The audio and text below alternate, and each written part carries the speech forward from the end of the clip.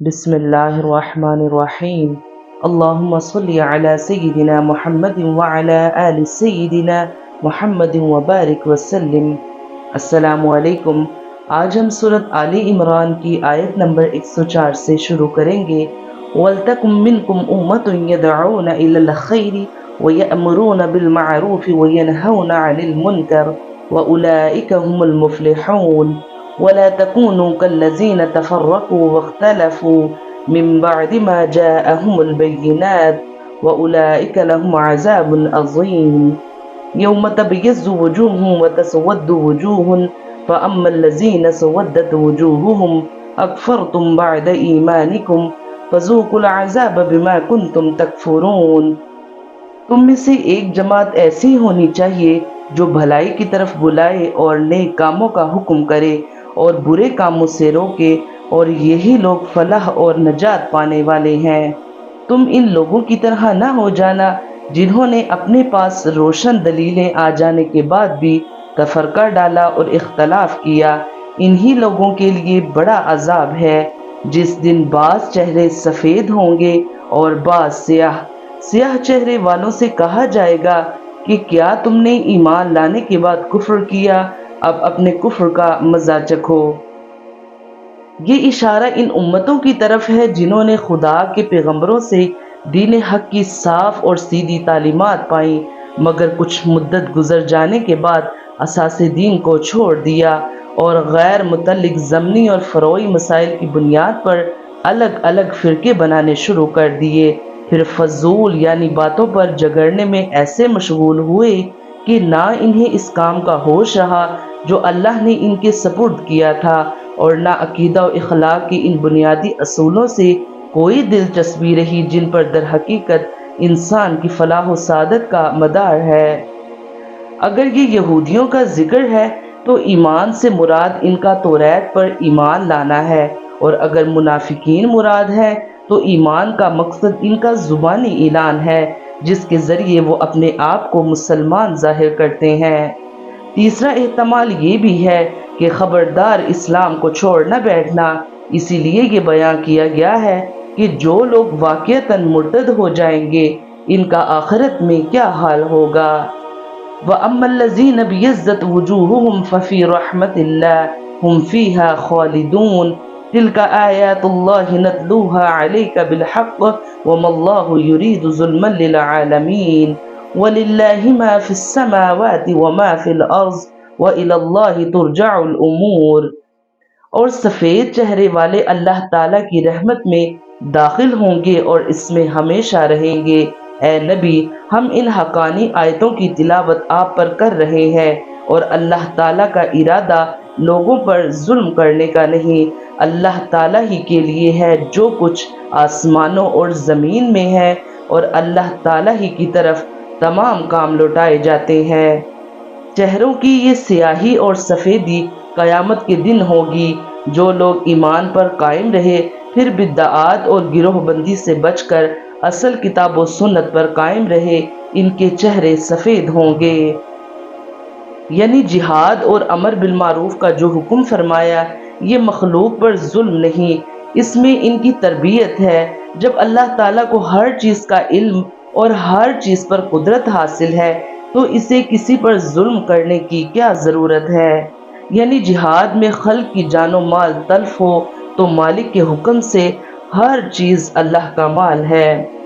کنتم خیر امت اخرجت للناس تأمرون بالمعروف وتنہون عن المنکر وتؤمنون باللہ ولو آمن اہل الكتاب لکان خیرا لهم منهم المؤمنون واکثرهم الفاسقون لن يضروكم الا اذى وان يقاتلوكم يولوكم الادبار ثم لا ينصرون۔ تم بہترین امت ہو جو لوگوں کے لیے پیدا کی گئی ہے کہ تم نیک باتوں کا حکم کرتے ہو اور بری باتوں سے روکتے ہو اور اللہ تعالیٰ پر ایمان رکھتے ہو۔ اگر اہل کتاب بھی ایمان لاتے تو ان کے لیے بہتر تھا، ان میں ایمان لانے والے بھی ہیں لیکن اکثر تو فاسق ہیں۔ یہ تمہیں ستانے کے سوا اور زیادہ کچھ ضرر نہیں پہنچا سکتے۔ اگر لڑائی کا موقع آ جائے تو پیٹھ موڑ لیں گے، پھر مدد نہ کریں گے۔ سورت آلی عمران خاشیہ نمبر 88 میں یہ وہی مضمون ہے جو سورت بقرہ کی 17ویں رکوع میں بیان ہو چکا ہے۔ نبی اکرم صلی اللہ علیہ وآلہ وسلم کے متبعین کو بتایا جا رہا ہے کہ دنیا کی امامت و رہنمائی کے جس منصب سے بنی اسرائیل اپنی نااہلی کے باعث معزول کیے جا چکے ہیں، اس پر اب تم معمور کیے گئے ہو، اسی لیے کہ اخلاق و اعمال کے لحاظ سے اب تم دنیا میں سب سے بہتر انسانی گروہ بن گئے ہو، اور تم میں وہ صفات پیدا ہو گئی ہیں جو امامت عادلہ کے لیے ضروری ہیں، یعنی نیکی کو قائم کرنے اور بدی کو مٹانے کا جذبہ، اللہ وحدہ لا شریک کو اعتقاداً و عملاً اپنا اللہ اور رب تسلیم کرنا۔ لہٰذا اب یہ کام تمہارے سپرد کیا ہے، اور تمہیں لازم ہے کہ تم اپنی ذمہ داریوں کو سمجھو اور ان غلطیوں سے بچو جو تمہارے پیشرو کر چکے ہیں۔ یثرب کے یہودی بڑے اثر و نفوذ کے مالک تھے، ان کے پاس نہ دولت کی کمی تھی نہ سامان جنگ کی، ان میں بڑے جنگ آزما بہادر بھی تھے۔ انہوں نے یثرب اور اس کے ارد گرد دور دور تک قلعے بھی بنا رکھے تھے، یہاں تک کہ خیبر کی دور دراز آبادی میں بھی ان کے کئی مستحکم قلعے تھے۔